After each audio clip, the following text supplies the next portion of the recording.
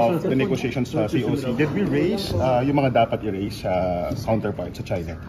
Well, yes, we discussed, aside from some of the outstanding issues, we started discussions on the so-called milestone issues, especially the relationship between the DOC, the one adopted in 2002, and a code of conduct. What would be the relationship? So discussions were held on that particular topic. And then scope ata, SEC, no? As I understand, they didn't really go that deeply into that issue yet, but they spoke more on that issue of the relationship between the DOC, COC. And naging platform rin siya, sir, na ma-erase natin yung mga concerns ng Philippines pagdating sa mga incidents sa West Philippine Sea. Well, of course, that's all related. Certainly issues like that, in fact, are one of the reasons why we need to have a code. Pero Sec, what's the chances of anything getting resolved if China says the COC should not be used as a means to justify the arbitral ruling? That's what we're pushing for. Well, I don't want to jump ahead. We'll have to discuss that when we get there.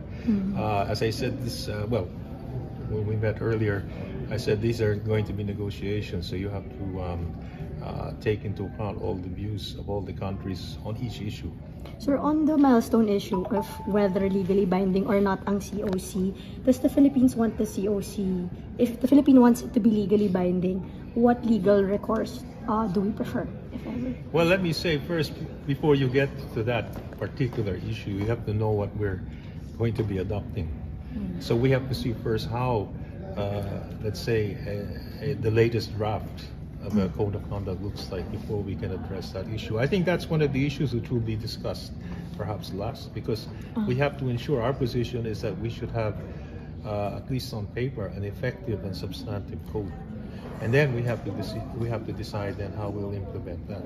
So we're still, unfortunately, not yet there.